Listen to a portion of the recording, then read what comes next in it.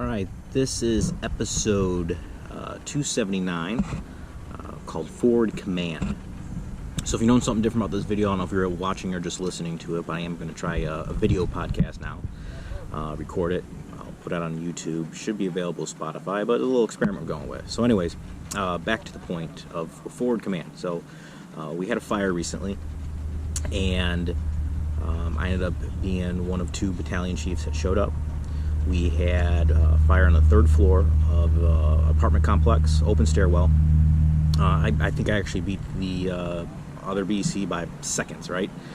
And they had smoke showing on the third floor. The first in units gave an incredible size up, perfect plan for it. I mean, couldn't ask for much better with it, right? Ended up taking a high-rise pack to the third floor, and where I positioned, I was actually on the Charlie side, so I could see the apartment, the one room that was on fire.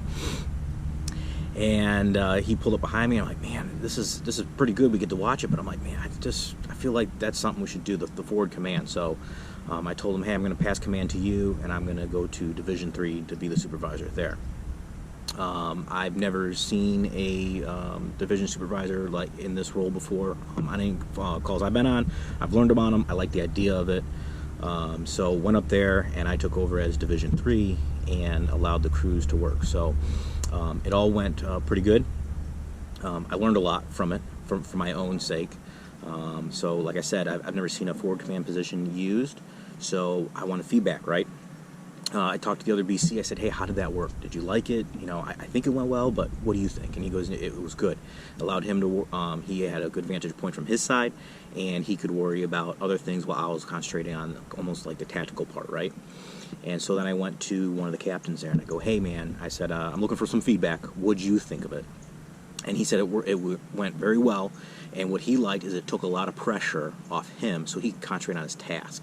And I was like, great, because that was my goal, but I don't know. So that's how you find out. You get feedback, you talk to people, right? So that was my big lesson learned from it is it works, right? I liked it. I liked the way things flowed. I could troubleshoot so the crews could just worry about their task. And so some things I got from it is, hey, listen, open stairwell, I went up in a coat and a helmet. If I do it again, I'll be in full gear and I'll grab my pack.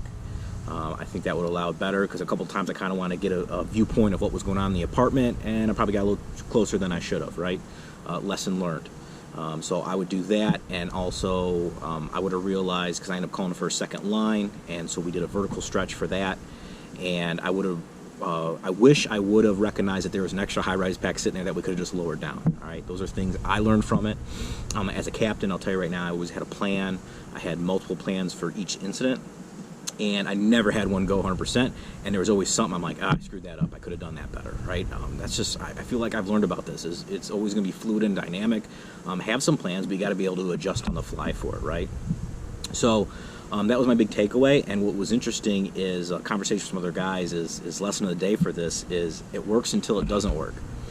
So the example is, hey, we had some trouble with the standpipe system there because there's people that had it, residents had opened another section, so there was a water supply issue with it, right? That was outside our control, you know. So if we would have done, let's say, a vertical stretch, and we would have dropped the hose as we were lowering it down and not had it in our hand anymore, then that would have worked until it didn't work. And I really like that phrase that someone had used, and it makes sense because everything works until it doesn't. Hey, I've been doing this for 20 years. It didn't work this time, right? One of my last car fires I haven't had too many issues with car fires. The gas tank ruptured, and then we had fuel everywhere, and we ended up having to get a hydrant, all right? So it works until it doesn't work, and I find that just something to think about. Doesn't mean you don't have a plan. I never agreed with that. You know, there's people that are like, oh, no, it's always going to be different, so I'm not going to have a plan. I think a plan helps because then your crews know what to expect from you, right? So that was my big takeaway from it. And if you guys already don't know, it's been announced on their website. I'll be speaking at the Lovato Fire Conference in February. So if you guys are going to be there and you're taking a lecture series, stop on in. Tell me what you think. I've been going to Orlando for years. In the past 5 or 6, I think I've actually been talking at it or doing some trainings for it. So it's really cool. I really like being a part of that. So it's an enjoyable thing. But that being said, that's all I got for you guys for this episode. If you got something out of it, do me a favor and share it up with somebody else. But as always, just head over to johnlovato.com, check out some of our resources, our very popular training plan, obviously the book, Fix Your Firehouse, and the other things that I've been doing that kind of helps along the way that I like to share with you guys.